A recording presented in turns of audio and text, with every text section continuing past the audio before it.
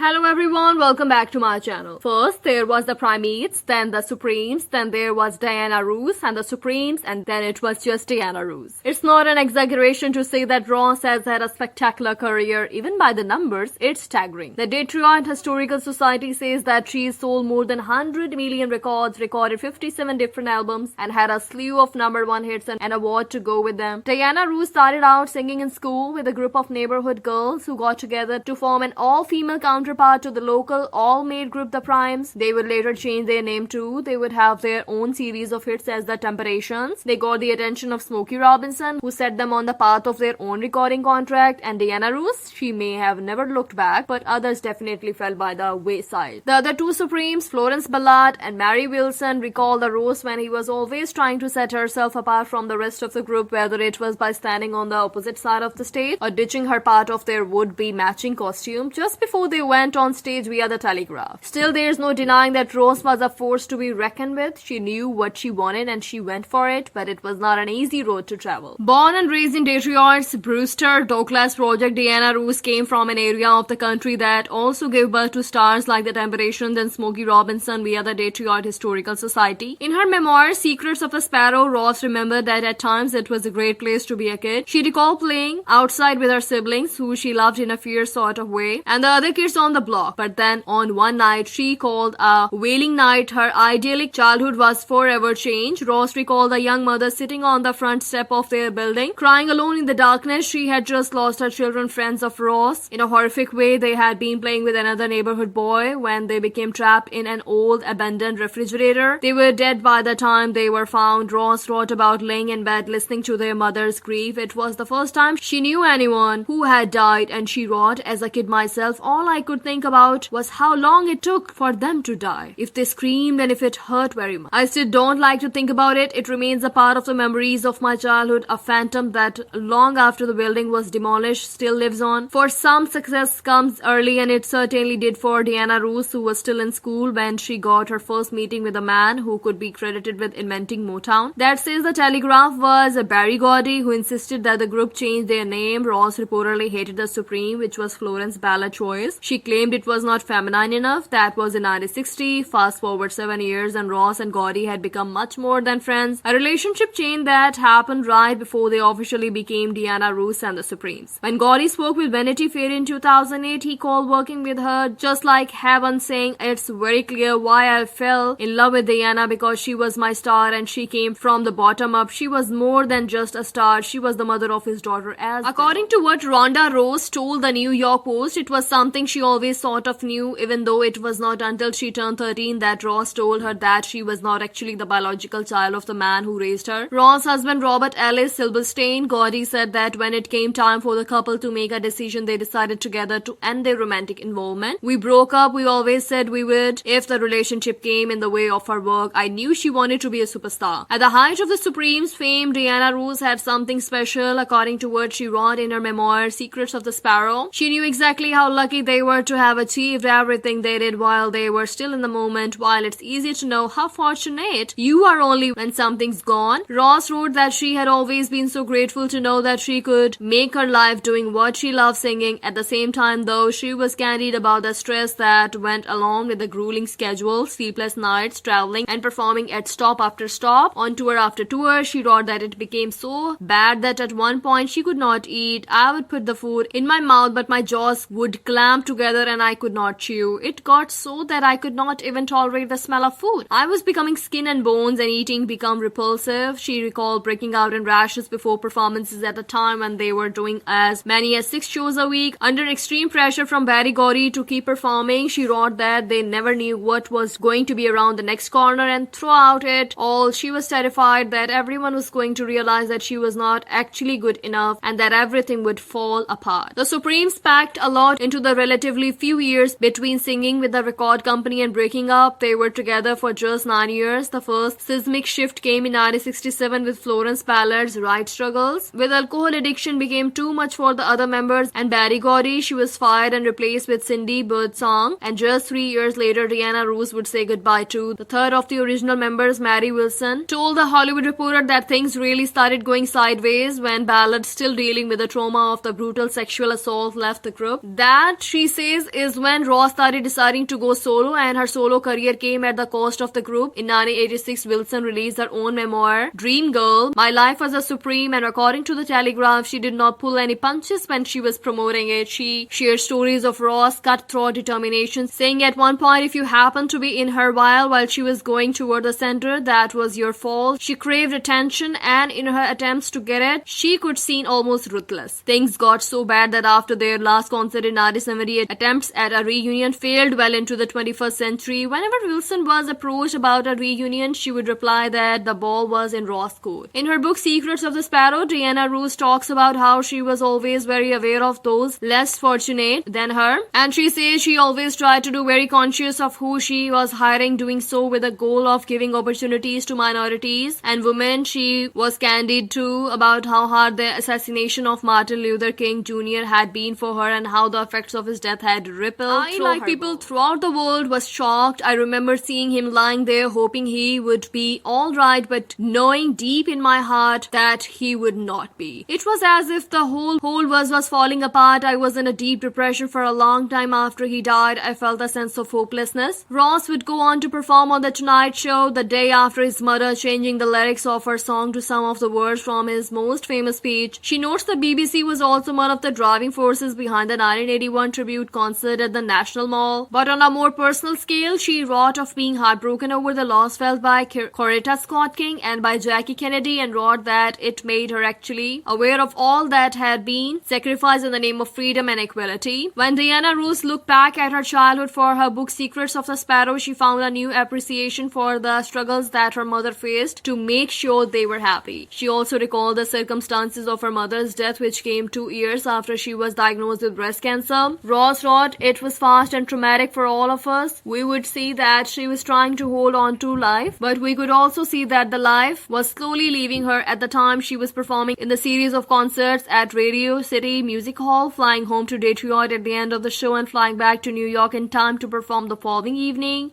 One of her biggest regrets in life was not cancelling the shows to be there with her mother full time. I tried to be strong for her and the rest of my family. When things are actually happening, it is not always easy to know what's right. Diana Ross' friendship with Michael Jackson is part of music history. Not only did they often appear at events together, but they starred in The Wiz together, and according to Essence, they were repeat collaborators. They were so close, in fact, that when Jackson died, his will revealed that while he wanted custody of his children to go to his mother, if she could not care for them for any reason, the kids would not go to any other for his blood relation, but to Ross. According to sources who spoke with the Daily Beast, she was just as surprised about it as anyone, and it put her in the heartbreaking position of having to decline. Things got even more complicated when Jackson's mother, Catherine, was assigned custody, then disappeared for more than a week. It was also reported that Ross had fallen out of touch with Jackson, who had once described her as mother, love, and sister all rolled up in one, and that taking custody of his children was just not going to happen. In a statement issued through her attorney, it was revealed Miss Ross believes this is a private matter involving minor children and that everyone's best interest is served if it remains private. Diana Ross spoke fondly of her siblings in her memoir, Secrets of a Sparrow. Her brother Arthur was nicknamed T-Boy growing up because he had been so small, tiny even for his age. And then in 1996, his body and the body of his wife Patricia Ann Robinson Ross was discovered in the basement of the home in the Detroit suburb of Oak Park. The couple had been married for less than a year. According to the Tampa Bay Times, both had been tied up and suffocated with plastic bags, and by the time they were found, it was estimated that they had been dead for between 2 and 3 weeks, with additional reporting from the Associated Press. According to Jet, they were only discovered when neighbors called to report a bad smell coming from the home, and in a statement, Ross shared her shock, saying, I loved him very, very much. Arthur and his wife had been renting the home to another couple who reportedly disappeared after the bodies were discovered, and tenant Ricky Vernon Brooks was soon arrested along with his girlfriend Regina Smith and associate Rimmel Levertis Howard. While police said that Smith was not a suspect in the killing, she was a witness, and UPI reported that Howard was released when she did not show up in court to testify. Exactly what happened to Brooks is frustratingly unclear. Diana Ross and Ernie Nace were married for 13 years, and in 2004, the BBC reported that he had been killed in a tragic mountain climbing accident. According to the report, Nace, who was an experienced mountaineer who had climbed Mount Everest and wanted the challenge never before climbed mountain, was climbing alone through the mountains outside of Cape Town, South Africa. Tragically, he fell not long after speaking to Associate to say he would be returning from the trip early because because of worsening weather. Ross was interviewed via Gio Malgio after his funeral, and even though they had been divorced for 4 years prior to his death, she shared her heartbreak, saying it was a very difficult day. It's been a very difficult week. Actually, for me and my boys, my son have had a very hard time. It's been a great loss. She shared that as they approached to say their final goodbyes, it was a sunny day with a rainbow that appeared in the sky over them. Even as they did, Ross said they had always known a man so full of life and adventure that they had never ever stopped to think that anything would or could ever happen to him. Thanks for watching, everyone. Please like, share, comment, and subscribe.